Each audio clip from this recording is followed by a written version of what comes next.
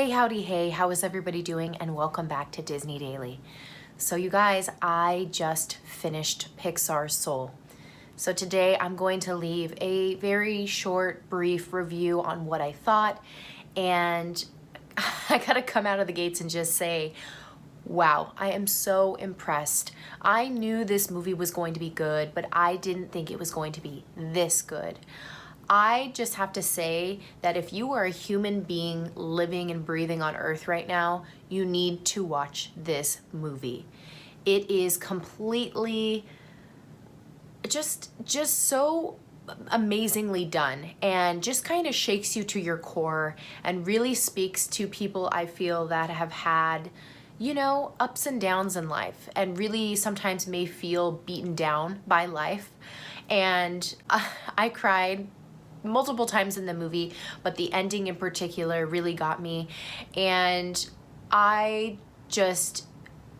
there's nothing bad that I can really say about this movie. Now, I will say I definitely feel like this movie was made for the whole entire family. It doesn't matter what age, you can definitely enjoy this movie.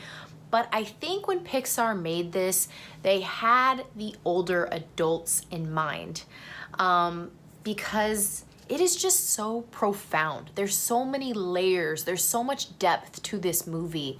I'm so I'm so in awe and shock, and I'm so incredibly happy that Pixar has gone this direction because it is something not seen before from Pixar.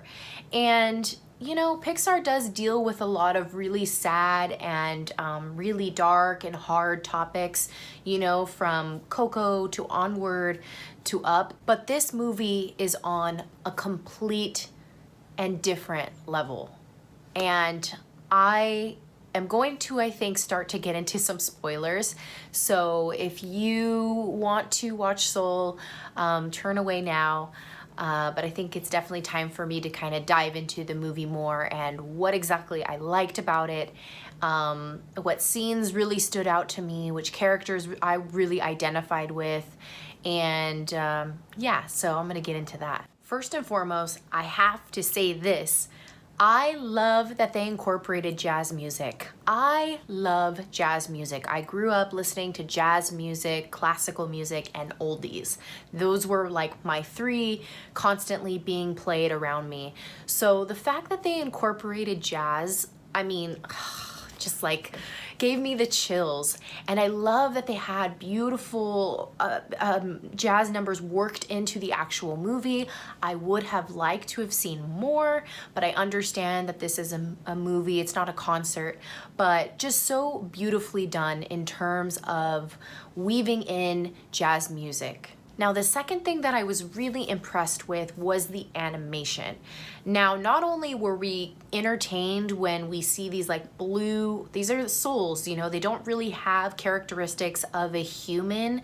So the fact that the animators were able to keep our attention while looking at these figures that, you know, we don't really see in everyday life. Like obviously when we see a human, you know, it kind of registers more in our brain, and I feel like we're more inclined to see the story through, or when we see an animal, because we can connect with animals, we see animals. But with souls, it's kind of hard to do that. But somehow Pixar was able to bring that magic and keep me captivated throughout the story. The other part about the animation that I want to mention is that this is something completely different and unique. And what I'm talking about specifically are the guidance counselors and the accountants, is what they call them in the movie, in The Great Before and The Great Beyond.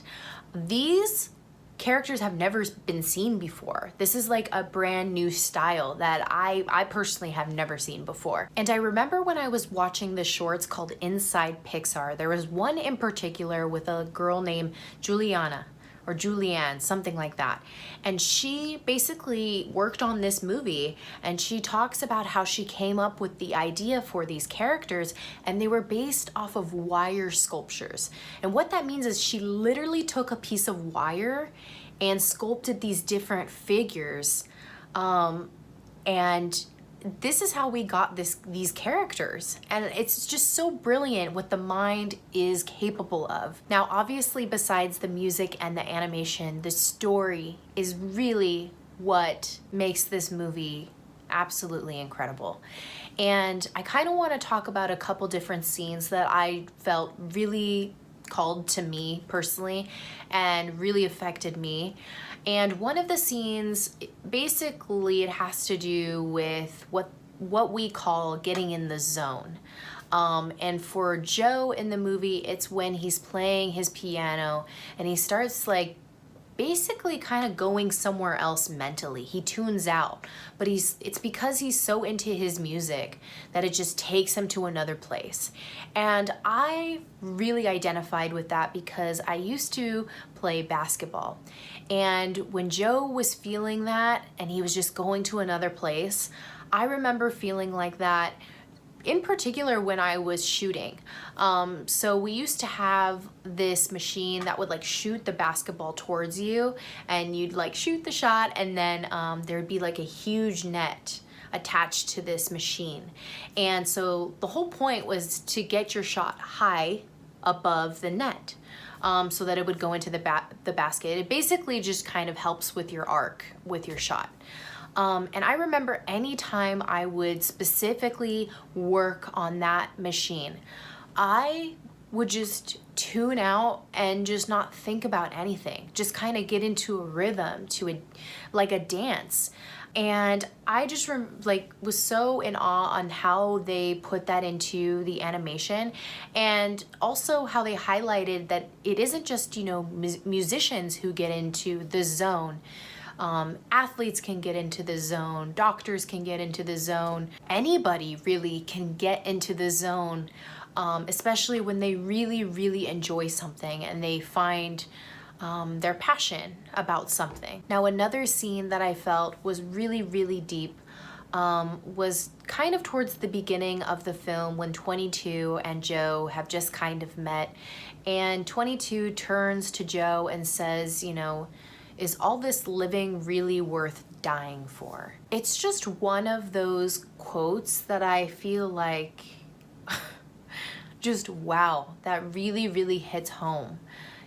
Because here you have this new soul, unborn soul, who has never experienced life before.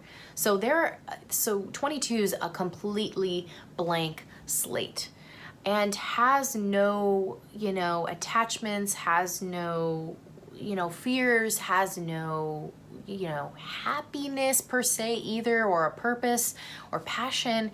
And, here's Joe, especially in the beginning of the film, where he's like, oh my gosh, there's so much to live for, especially when you have this passion, this purpose. And to reiterate what really got me, it's just so beautifully articulated, by Joe's actions, that despite the fact that he has been turned away time and time again, he still holds on to hope, and he still actively pursues his dream, even when everyone is telling him you can't do it, or this doesn't make sense, or, it's just not plausible, or, you're too old to pursue that dream.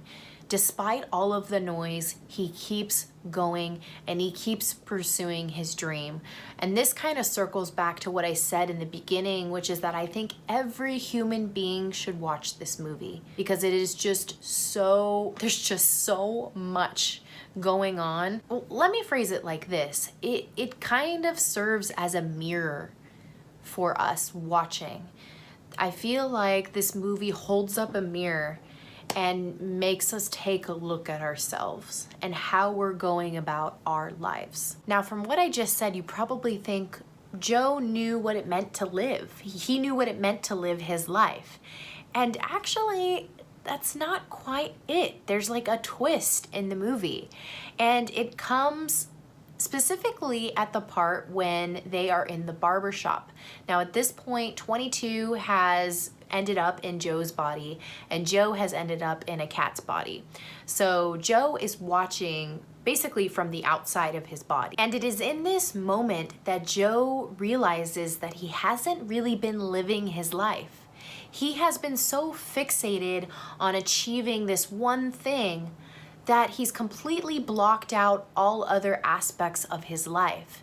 And he doesn't truly enjoy those things in life. For instance, going for a walk, or getting coffee, or going on a date, or teaching a kid how to love music.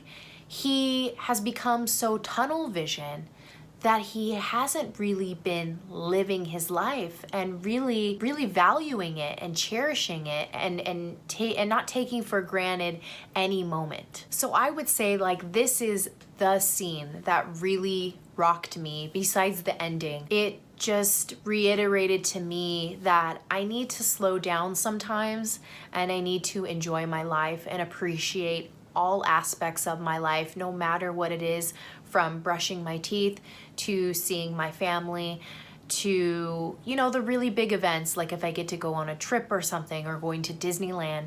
You need to appreciate all of those things and realize all of those things are worth living for. And that's what living your life means. It's not just for those really big moments, it's for all of those small moments in between as well. So this kind of segues to the end of the movie when Joe has his epiphany that he hasn't been appreciating all of the small things in life. And it is because of 22 that he gains a new perspective. And I think that is probably the most beautiful part of the movie. Is, again, like I said earlier, it kind of holds up a mirror to all of us and makes us ask that really profound question of, are we living our lives and really living our lives and not taking things for granted? And I think I'm gonna end the review there. I know that I really wanted to, I have like pages and pages of notes that I really wanted to make sure I said everything, but at the same time, I really wanted to speak from the heart. And what I really felt was of value in this movie. If you have the option to watch this movie, I highly recommend. It's seriously such a good movie. You'll find yourself laughing and crying and happy and all sorts of emotions. I mean, Pixar is good at doing that anyways.